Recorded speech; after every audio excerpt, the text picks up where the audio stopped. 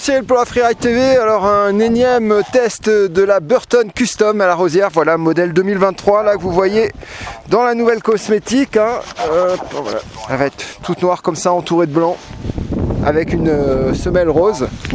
C'est assez sympa. Alors là, à ma gauche, j'ai la Custom normale. Et à ma droite, même semelle, comme ça on les voit pas.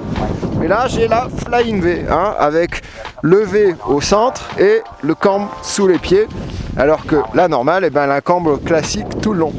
Alors c'était intéressant de les recomparer aujourd'hui. On est là depuis 2 jours à la Rosière. Il y a eu des grosses chutes de neige. On a des conditions avec un bon 50-60 de puff facile. Là maintenant on arrive sur la fin de journée, ça commence à être un peu trafolé. Et c'était intéressant de repasser sur une borne un peu freestyle directionnelle comme la Custom, qui reste une borne hyper polyvalente. Et voilà, voir un peu ce que ça donnait dans ces conditions. Alors clairement, la Custom, quand on cherche ce côté un peu freeride, par rapport à toutes les bornes de freeride qu'on a utilisées aujourd'hui, c'est moins bien.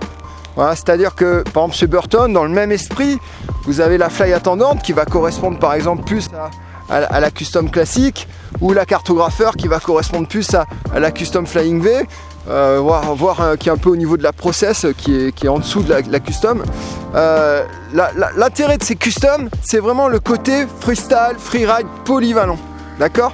Si vous avez 50 balais comme moi, vous faites plus trop de freestyle, vous êtes un peu plus freerider dans l'esprit, il vaut mieux se diriger aujourd'hui vers des boards plus freeride, une Deep Thinker aussi chez Burton. Enfin voilà, il y a plein de boards dans la gamme.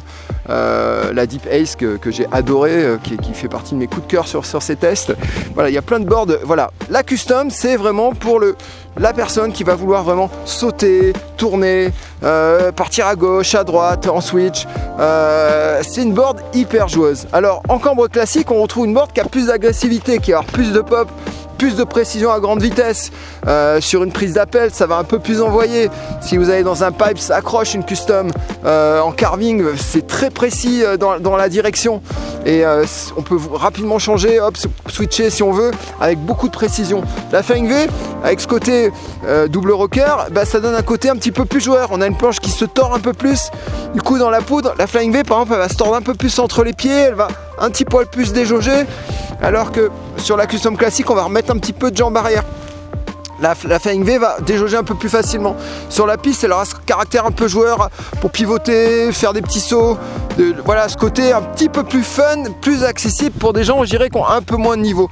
Si vraiment on s'adresse à des gens qui ont un bon niveau, un bon bagage technique, qui commencent vraiment à faire un peu de tout, et qui cherchent de la performance, il vaut mieux rester sur le cambre classique. Par contre, si on est un peu plus intermédiaire, le Flying V va vous pardonner beaucoup plus, tout en gardant quand même du caractère, avec une planche qui a quand même de la précision en carving et qui est relativement polyvalente. Donc ces Custom restent des grandes polyvalentes. Voilà.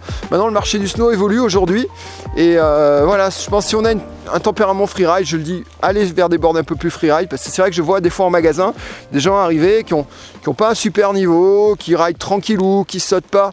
C'est des gens qui passent un peu partout et ils veulent une Custom parce qu'on leur a dit c'est super polyvalent. Mais peut-être que des fois cette clientèle aura mieux fait d'aller sur une borne un peu plus directionnelle. Voilà. Par contre, voilà, comme je vous le dis, si vous cherchez le côté joueur, restez sur les Custom. Voilà, j'espère que je vous ai un petit peu aiguillé sur ce choix. Ça reste façon dans ces boards polyvalentes, à mon avis, et on a essayé quand même beaucoup de marques. La numéro 1, je veux dire, elle est beaucoup copiée, la Custom, mais à mon avis elle n'est pas forcément égalée. Et voilà, ça reste une super passe-partout qui est bonne dans beaucoup de programmes. Voilà, j'espère que je vous ai aiguillé. À bientôt, n'oubliez pas de liker la chaîne.